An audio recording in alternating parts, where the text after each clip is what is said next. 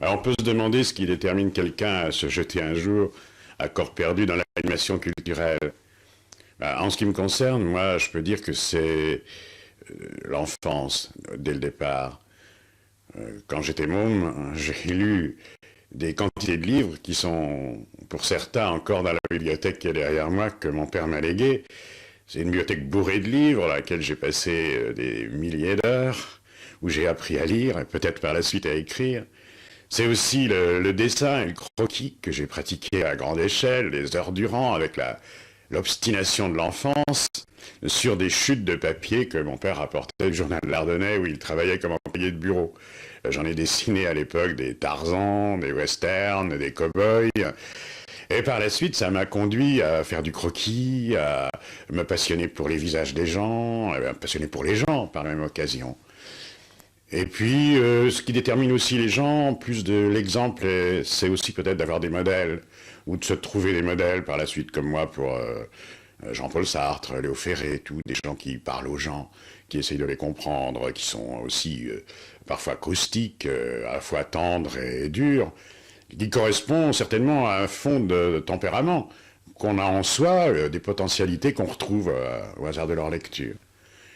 Puis j'ai fait un peu de tout, après, plus tard j'ai fait du théâtre jusqu'en mai 1968, qui a remis en cause toutes les données du théâtre classique. À la suite de ça, j'ai eu une longue période creuse, où je me suis marié, où j'ai vécu une vie campagnarde, où j'ai plus rien fait du tout, sauf peut-être un peu la fête. Et puis, je ne sais pas pourquoi, on s'est relancé tout d'un coup dans l'animation culturelle, avec une bande dessinée, qui s'appelle Furet d'Ardenne, que j'ai réalisé avec un ami, Jean-Paul Péresson. On était passionnés par l'aventure des anarchistes d'Aiglemont, de la commune du Gély. Et c'est tout, on mangeait ensemble, et puis on parlait des anards, on disait qu'ils étaient répartis un peu partout dans des monographies et tout, mais que personne, en fait, n'avait rien fait d'imager à leur sujet. Et mon copain me dit, puisque tu dessines, toi, pourquoi on ferait pas une bande dessinée? Et c'est tout, on n'y connaissait rien, ni l'un ni l'autre, on s'est jeté là-dedans. Peut-être qu'on pensait réussir parce qu'on avait l'exemple de deux moteurs culturels qui s'étaient installés depuis peu et qui avaient réussi à faire bouger l'engourdissement des Ardennais. Hein. Et, à l'époque, dans les années 80, 86 je crois, on peut dire qu'il y avait des notables qui maintenaient, qui se réservaient l'action culturelle.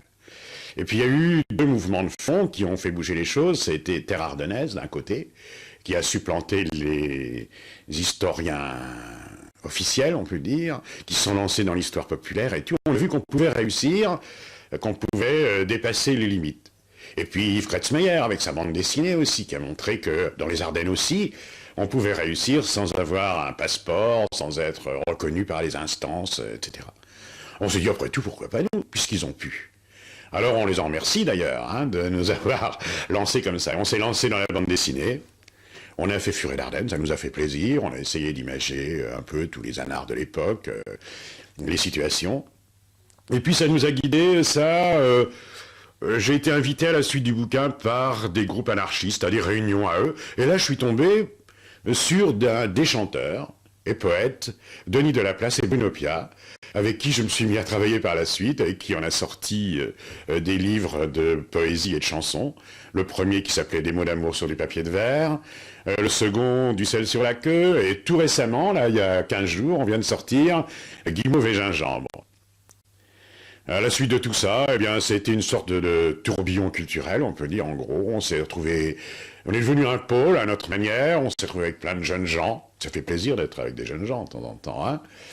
Avec Robert K, un peintre, Daniel Cazenave, un illustrateur. On a sorti des bouquins satiriques, caustiques plutôt, Feu, qui est une ironie sur la commémoration officielle du centenaire de la mort de Rimbaud, qui est faite par les mêmes bourgeois qui lui crachaient dessus il y a 100 ans, en couleur. On a continué avec 91, un bouquin d'ironie sur cette année-là, qu'on a failli appeler Pastis 91 d'ailleurs. Puis, on a rencontré Kretzmeyer, qu'on ne connaissait pas à l'époque, on a sympathisé, il est adorable, Kretzmeyer. On s'est lancé dans un almanach, l'almanach des Ardennes, dont il a parlé déjà, pour restaurer une tradition et puis toucher plus de gens.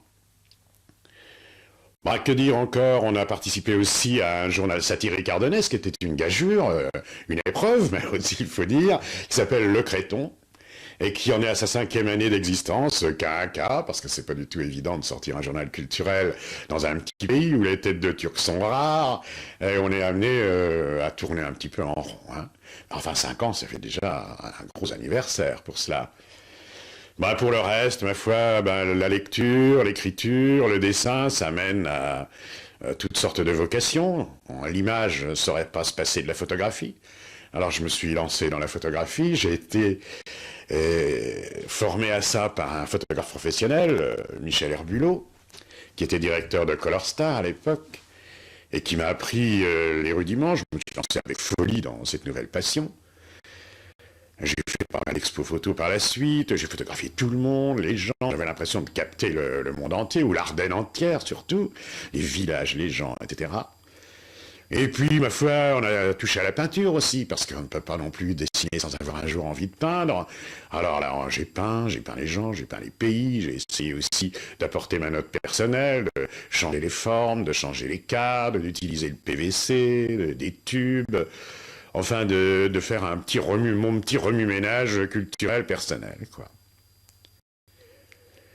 Alors tout ça, bah, il reste une image contrastée, je dirais, pour ceux qui me connaissent, qui est faite, à mon avis, enfin, je pense à la fois de tendresse pour mon pays, pour les gens, mais aussi d'un côté acide, qui est dans mon tempérament.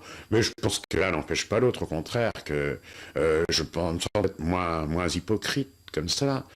Il y a un proverbe qui dit qui aime bien châtie bien. Je ne sais pas si je m'octroie ce droit de le faire, mais enfin c'est comme ça que je procède, quoi.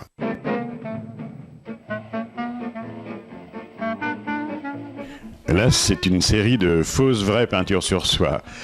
Fausses, vraies, plutôt dans le sens où au départ c'est de la vraie peinture sur soie avec gutta perca, séchage au bain-marie, et fausses dans la mesure où ensuite on s'amuse à les destroyer, à s'en servir comme base, et à les recharger, à les barbouiller si on veut, avec de la peinture acrylique pour en faire autre chose.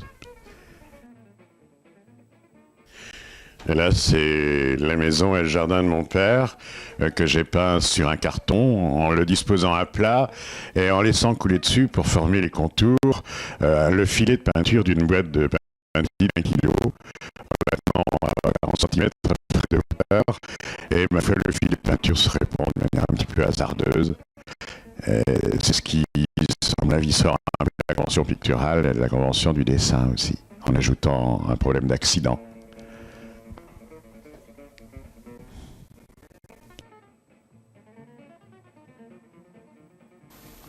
Nous venons de sortir, Denis Delaplace, Bruno Pia et moi, un livret et une cassette qui rassemble 21 des textes et des chansons les plus récents que nous produisons ensemble en spectacle, dans les maisons déjeuner de la culture, dans les cafés-théâtres, au théâtre de Charleville, quelquefois dans les soirées poétiques aussi.